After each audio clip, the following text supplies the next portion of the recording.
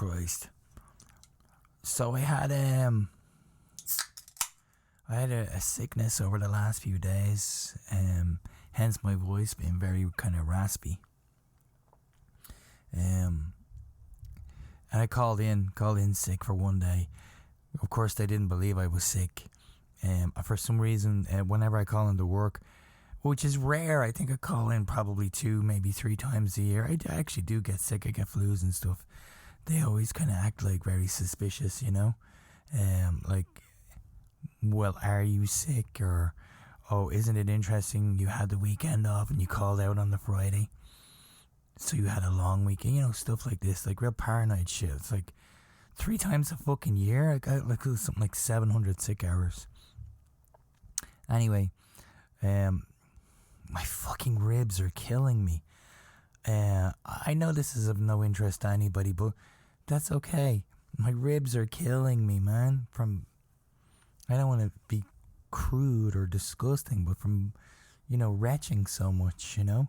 I had like a stomach virus, so I've taken some pills for my ribs, but every time I breathe, my fucking ribs kill me.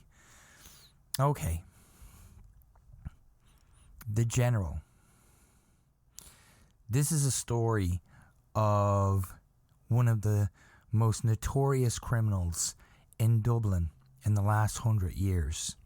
He was around the 80s, the 1980s in Dublin. That's when he was at his most predominant. And my life intersected with his twice. That's not good. If your life, if you Venn diagram into the world of a dangerous psychotic criminal on 2 occasions, that's really, really bad. That's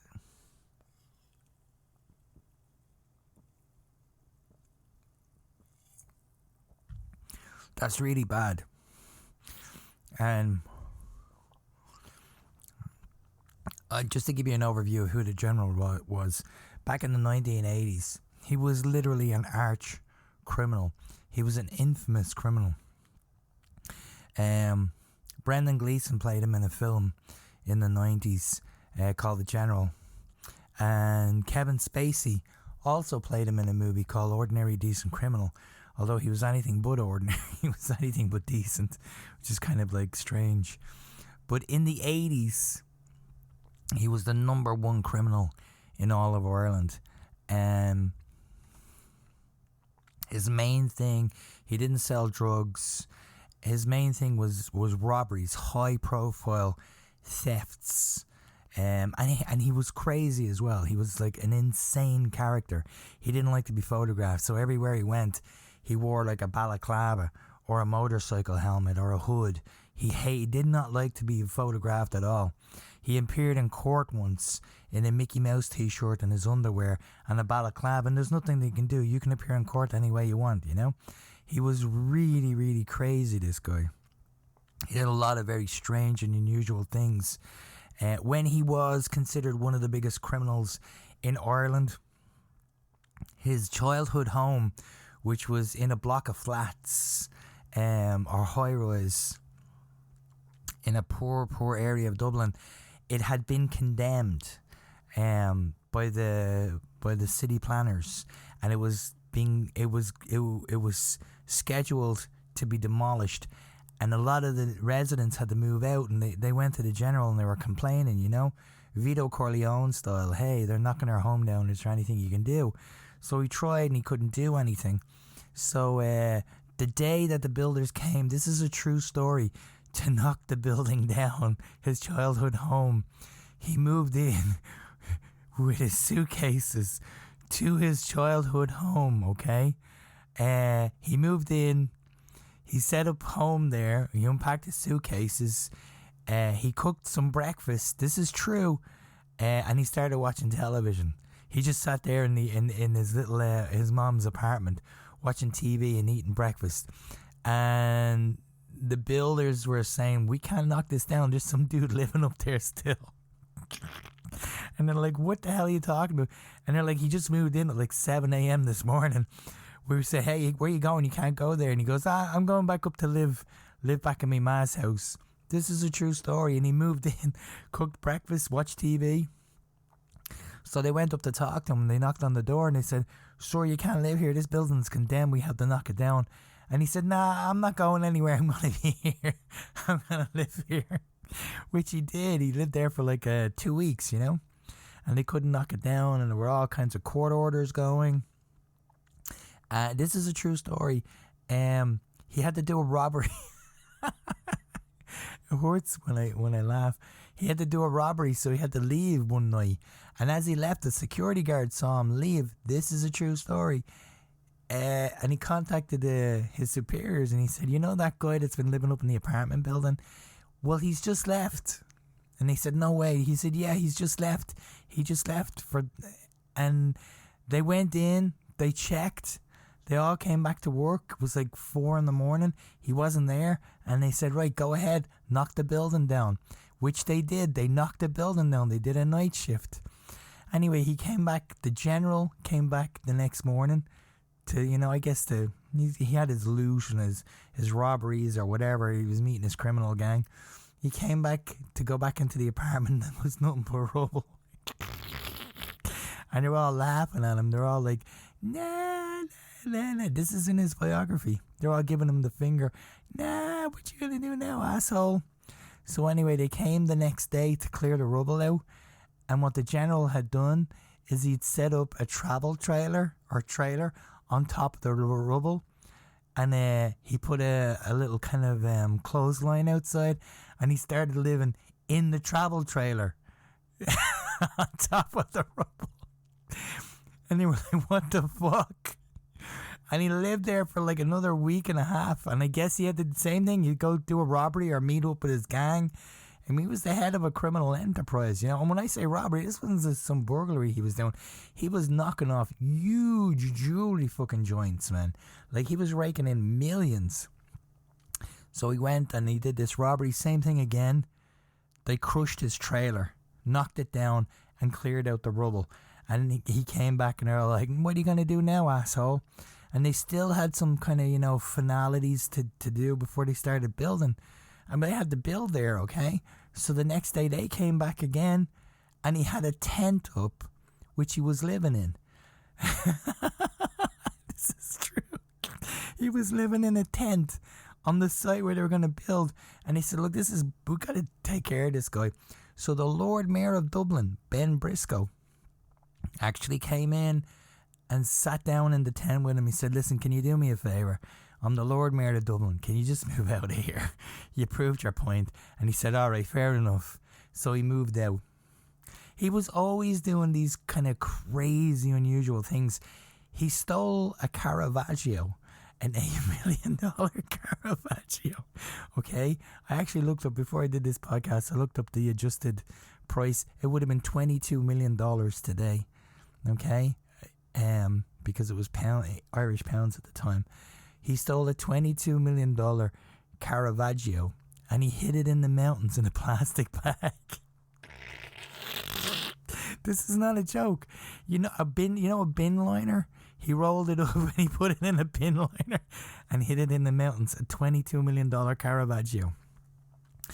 And the cops were following him because they knew he had this Caravaggio. And they couldn't, they were following him all over the place. So what he did was he got into his car and he started driving into the mountains. And the cops that were following him, his tail, they said, "Right, we got him now. Gotcha, motherfucker. This is a true story. We got you." And they were going into the mountains and they were driving for an hour. They were driving for 2 hours. They were driving for 3 hours. Deeper and deeper and deeper into the mountains. Deeper and deeper and deeper.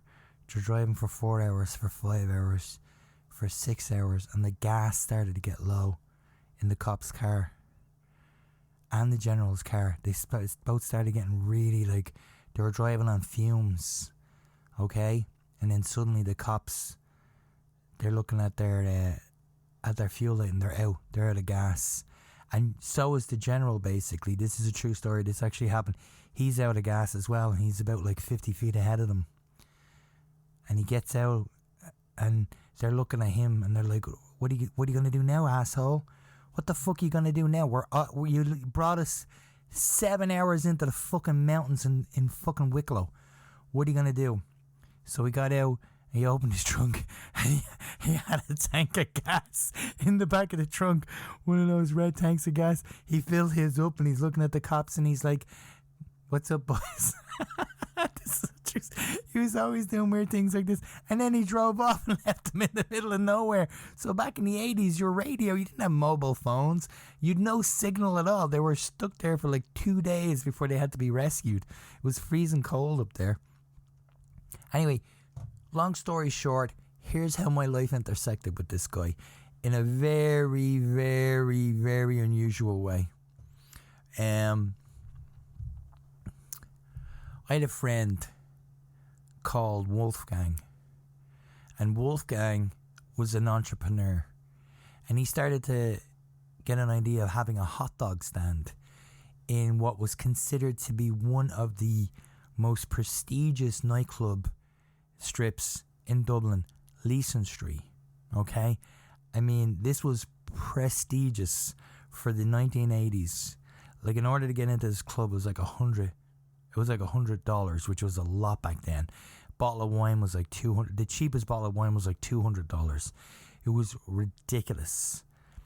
The Leeson Street nightclubs were like, Stringfellows was there everywhere. It was like rock stars were there. And he set up a hot dog stand. Nobody else had done this.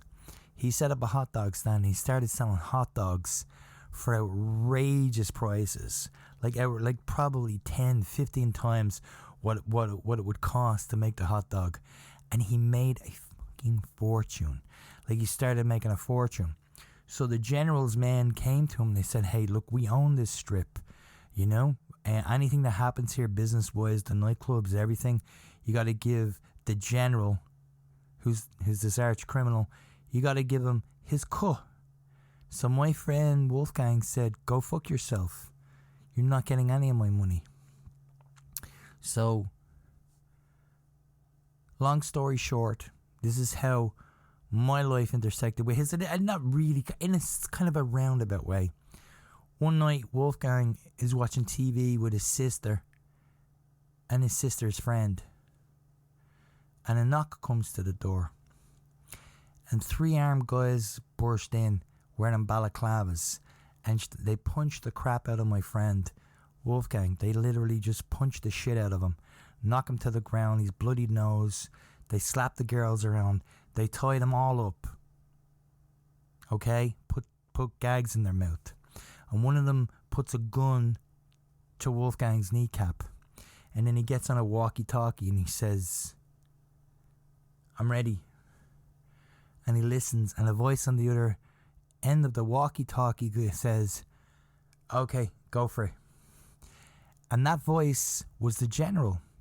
And it was at like 8 p.m. And at that time, 8 p.m, when the general said go for it, the general walked into a police station and reported his bicycle stolen. Created an alibi.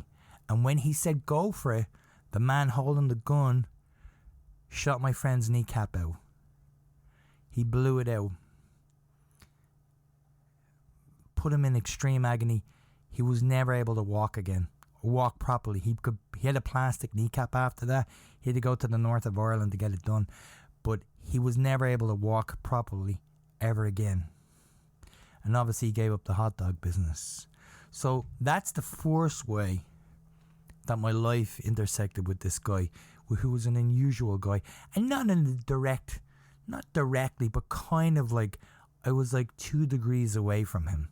You know, because I went to visit my friend in hospital. I went up to the north of Ireland to visit him.